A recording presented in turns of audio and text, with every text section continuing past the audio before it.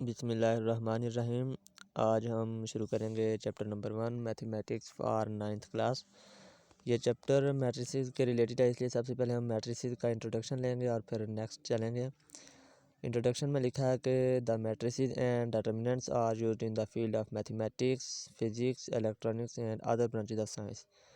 यानी मैट्रिसेस और उनके डिटरमिनेंट सबसे पहले तो मैथमेटिक्स के अंदर यूज़ होंगे, तभी तो मैथ के अंदर ये चैप्टर दिया गया है। इसके अलावा फ़िज़िक्स के अंदर, क्योंकि फ़िज़िक्स और मैथ आपस में बहुत ज़्यादा इंटर रिलेटेड है। फ़िज़िक्स को देसी ज़बान में मैथ की बड़ी बहन कहा जाता है। और फिर electronics and other branches of science, यानी इलेक्ट्रॉनिक्स के साथ साथ बाकी भी साइंस की बहुत सारी ब्रांचेज हैं जहाँ ये इसका कुछ ना कुछ इस्तेमाल होता है। The matrices have played a very important role in this age of computer science. यानी मैट्रिसेस ने कंप्यूटर साइंस, जो हमारा मौजूदा दौर चल रहा है, ये कंप्यूटर साइंस का दौर है, इसमें भी बहुत इंपॉर्टेंट रोल प्ले किया है। The idea of matrices was given by an Arthur Cayley, an English mathematician of 19th century who first developed theory of matrices in 1858। ये एक साइंसदान है, अंग्रेज़ मैथमेटिशियन है, कैले इसका नाम है, कैले। और इसने सबसे पहले 19th सेंचुरी में 1858 ईयर के अंदर मैट्रिसेस के लिए थ्योरी पेश की, जो आज भी चल रही है और आगे भी चलती रहेगी। अब मैट्रिक्स की डेफिनेशन देखते हैं कि an arrangement of different elements in the rows and columns within square brackets is called a matrix. इसका मतलब यह है कि हमारे पास मुख्तलिफ़ तरह के एलिमेंट्स होंगे, उनको हम रोज और कॉलम के सूरत में अरेंज करेंगे और फिर उसको स्क्वायर ब्रैकेट्स, जिसको हम अपनी ज़बान में बड़ी ब्रैकेट कहते हैं, उसके अंदर इसको क्लोज कर देंगे, फिर ये हमारा मैट्रिक्स बन जाएगा। यानी ये A11, A12, A21, A22, ये हमारे पास डिफरेंट एलिमेंट्स हैं, या इनकी जगह लिख सकते हैं ABCD या 1 2 3 4, कुछ भी हो सकता है।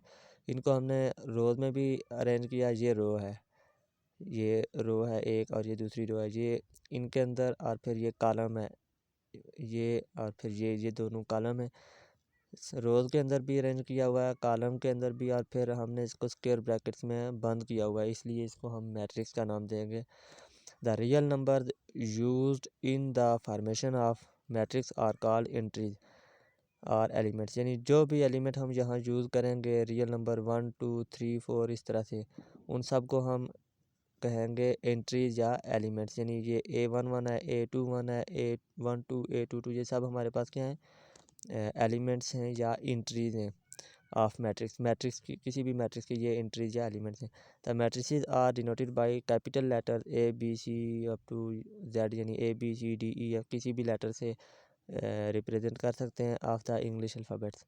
यानी कि इंग्लिश अल्फ़ाबेट में से कोई भी ले सकते हैं, उसको कैपिटल लिखेंगे और उसको मैट्रिक्स से डिनोट करेंगे, मैट्रिक्स को अल्फ़ाबेट से डिनोट करेंगे, ज़ाहिर करेंगे।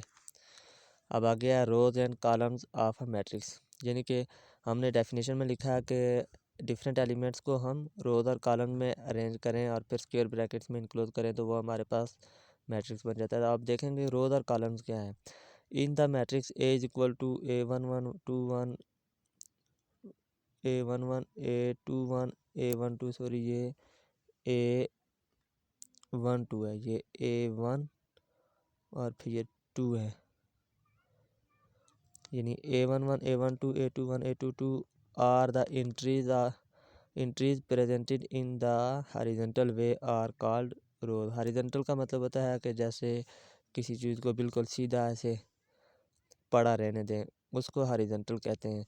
इसका मतलब यह है कि मैट्रिक्स ए के अंदर जो एलिमेंट्स हमने सीधे हॉरिजॉन्टली यानी सीधे रास्ते पे पड़े होते हैं, जिस तरह से सीधे लाइन पे, वो रोज़ कहलाती हैं। यानी कि A11 और A12 ये सीधे सीधे हैं, ये रो है। दूसरा A21 और A22 ये भी सीधे सीधे ऐसे हॉरिजॉन्टली ये एलिमेंट पड़े हुए हैं, इसलिए एक ये रो बन गई इन दो एलिमेंट्स की और दूसरी ये इन दो एलिमेंट्स की रो बन गई।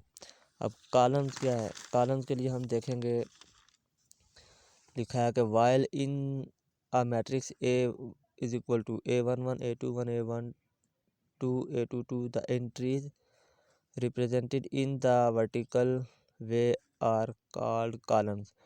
वहाँ ये था कि सीधी जिस तरह लाइन होती है वहाँ उस लाइन की तरह जो एलिमेंट्स होंगे वो रो बनाते हैं, वो उनको रोज़ एलिमेंट या रोज़ कहा जाता है। अब जो वर्टिकल का मतलब होता है ऐसे ऊपर से नीचे, यानी सीधी, जिस तरह कोई चीज़ आसमान की तरफ मोड़ कर आप रख दें, इसको वर्टिकल कहते हैं। अब यहाँ कौन से एलिमेंट हैं, A11 और A21, A11 और A21, ये एक कॉलम बन गया और ये A12 A22 ये दूसरा कॉलम बन गया। ये देखें बिल्कुल ऊपर से नीचे की तरफ आ रहे हैं। रोज़ में यहाँ ये रो है A11 A12, यानी जो सीधे सीधे जा रहे हैं वो रो है और जो ऊपर से नीचे आ रहे हैं ये कॉलम है। अब नीचे देखते हैं कि order of matrix. Order of matrix क्या होता है? Order of matrix tells us about its rows and columns, यानी किसी भी मैट्रिक्स के अंदर कितनी रोज हैं या कितने कॉलम्स हैं ये कैसे पता चल सकता है, ये उसका ऑर्डर बता सकता है। जैसे इस मैट्रिक्स को देखें तो इसके अंदर कितनी रोज हैं और कितने कॉलम हैं, ये 2 रोज हैं और फिर ये 2 ही इसके कॉलम्स हैं। Order of matrix is equal to number of rows multiplied by number of columns. Order of matrix इसको हम ऐसे भी ज़ाहिर कर सकते हैं ओ लिख कर, अंदर कोई भी मैट्रिक्स, फ़र्ज़ करते हैं हमारे पास ए मैट्रिक्स है तो हम ओ और फिर अंदर में लिख देंगे A. Order of matrix A is equal to number of rows, हम रोज़ को गिनेंगे कितनी रोज़ हैं एक मैट्रिक्स के अंदर, वो लिखेंगे multiplied by number of columns, जितने कॉलम्स होंगे उनको लिख देंगे। फ़र्ज़ करते हैं कि ये हमारे पास कितने रोज़ हैं, एक ये रो है दूसरी ये है, तो यहाँ नंबर ऑफ़ रोज़ की जगह क्या आएगा, यहाँ पे 2 और फिर साथ में ये मल्टीप्लाई का साइन आएगा और उसके बाद नंबर ऑफ़ कॉलम्स कितने हैं, एक ये कॉलम है और दूसरा ये कॉलम है। मल्टीप्लाई के बाद हम यहाँ फिर 2 लिखेंगे, यानी 2/2 आ जाएगा। If a matrix have m rows and n columns then its order is m, यानी कि पहले रोज़ गिनकर रोज़ की गिनती करेंगे कितनी रोज़ हैं उनको लिखेंगे, m से रिप्रेजेंट करेंगे, फिर मल्टीप्लाइड का साइन डालेंगे, फिर कॉलम्स गिनेंगे कॉलम्स कितने हैं, फिर वो लिखेंगे। Order of a matrix is equal to m cross n। m किसको दायर करता है, नंबर ऑफ़ रोज़ को, जितनी रोज़ हैं, और n कॉलम्स को, कि हमारे पास कॉलम्स कितने हैं। इसको ऐसे भी लिख सकते हैं m डैश बाई लिखेंगे और फिर डैश n।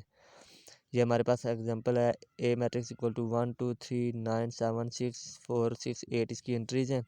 इसका ऑर्डर हमने देखना है तो सबसे पहले हम रोज़ चेक करेंगे कितनी रोज़ हैं, एक ये रोज़ है, दूसरी ये है, तीसरी ये है, यानी m की वैल्यू यहाँ पे क्या आ गई 3, और फिर कॉलम देखेंगे, एक ये कॉलम है, दूसरा ये कॉलम है, तीसरा ये, यानी रोज़ भी 3 हैं, कॉलम्स भी 3 हैं। इसका ऑर्डर क्या आएगा, m/n की जगह लिखेंगे 3/3।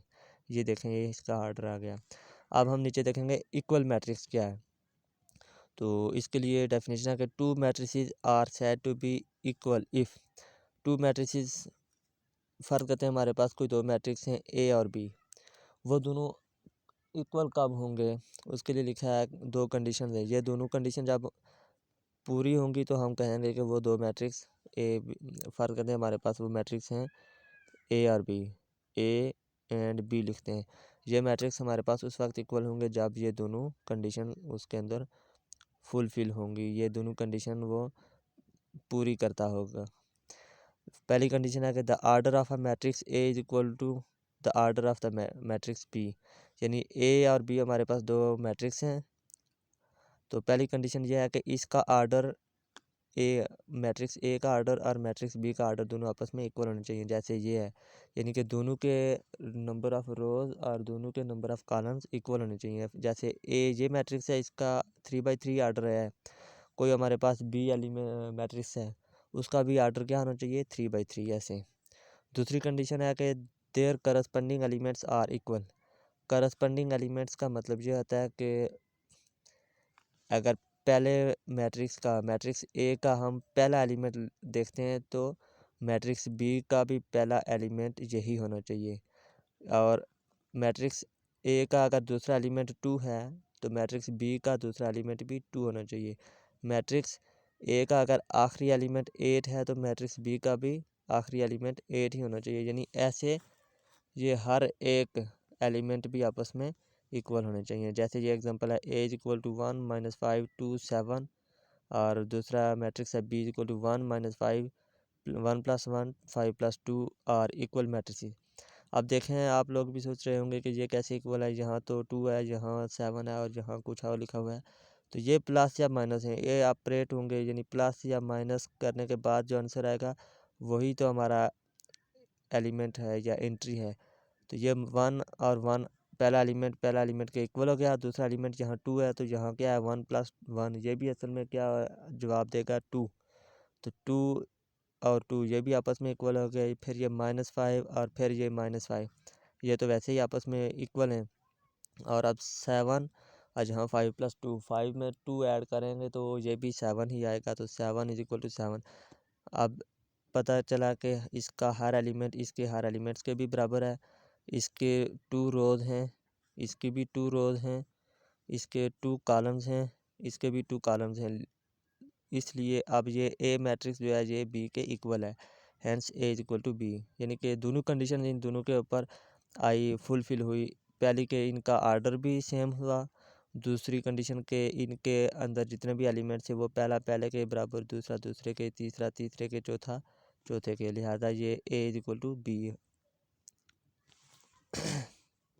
इसके बाद अब हम नेक्स्ट देखेंगे एक्सरसाइज 1.1। जो अभी तक हमने कंसेप्ट देखे हैं इन्हीं के रिलेटेड है वो एक्सरसाइज। तो अगर वीडियो अच्छी लगे तो लाइक सब्सक्राइब ज़रूर करें।